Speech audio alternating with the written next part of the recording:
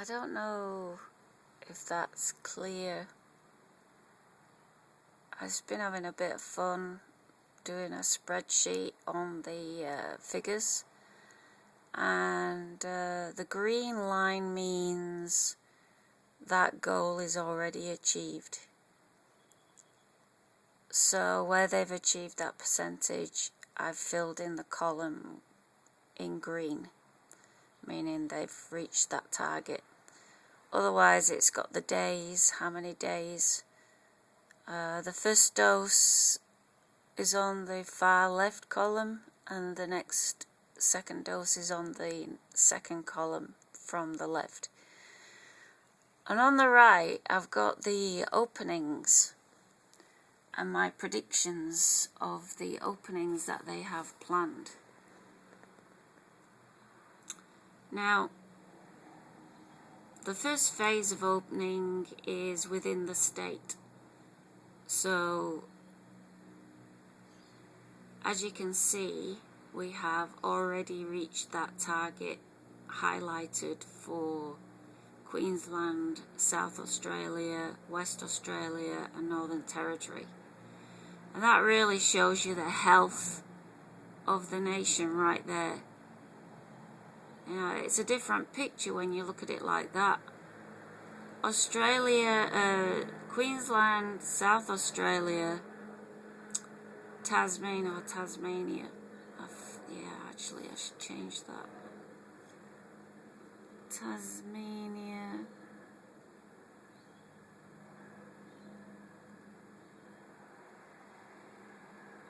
Yeah, I made a mistake on that. I would put 23 days for their first phase, but of course they're already open.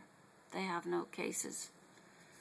Although they had an outbreak recently, so I don't know whether they're in some kind of a lockdown at the moment, but they're probably out of that by now. They probably sorted it. Right. Now, this is my view of their opening strategy. Now, orange, light green means a cautious strategy opening. I predict ACT will open cautiously in 20 days and cautiously in 35 days for phase B. So in 35 days I predict they'll be open to the other states and internationally, possibly.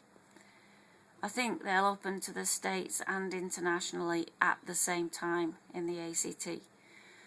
New South Wales, they open in one day, phase A, come out of lockdown a bit, and I've highlighted that as red.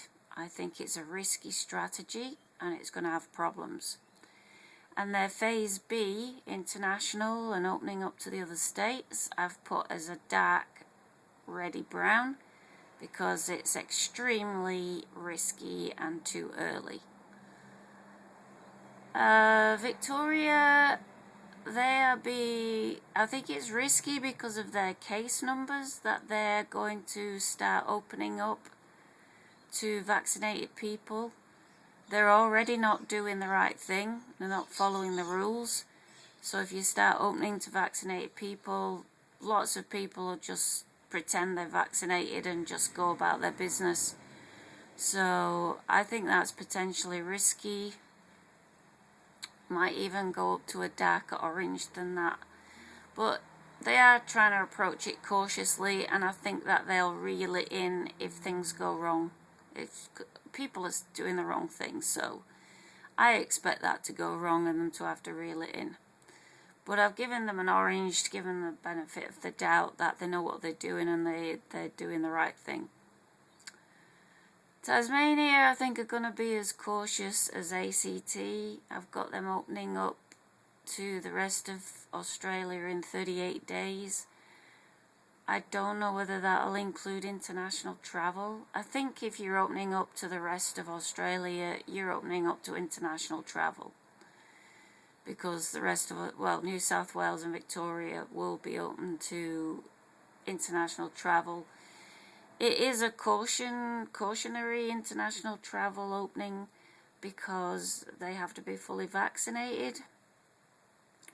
But, you know, they could still carry a virus, and some people, even though they're fully vaccinated, can get sick. And it doesn't matter, because if they've got the virus, they can pass it on to the other passengers, and then they can pass it on to their vulnerable family members and other people who are anti-vaxxers. So, opening up internationally into the rest of Australia is risky if it's done too soon. South Australia have said they're going to open up to the other states on target of 80% double vaccinated, so I've got them down as risky strategy, opening up to the rest of Australia, and will probably cause WA to lock down to them as well. They'll go off our list, and I've got us opening to the rest of Australia and international in 80 days.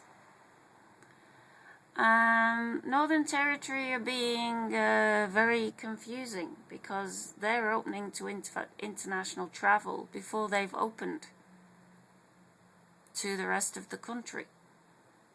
So I don't know what that means. It's very confusing. So yeah, those are the figures that I was talking about earlier, except now I've put it into a graph. I might do it this way from now on. I think writing it down on paper is a bit harder, although I made quite a few stuff-ups, because when you make mistakes on a spreadsheet, you've got the delete and undo buttons, so you can't see my mistakes, but I did make mistakes.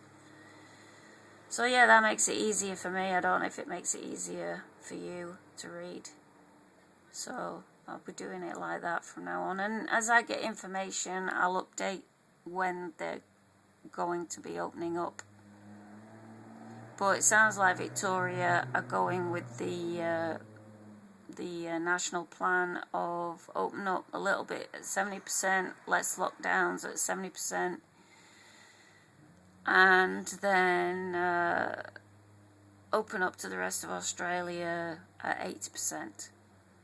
Makes sense. Actually, they have more cases than New South Wales, so they ought to really already open up to the rest of Australia. But yeah, I don't know.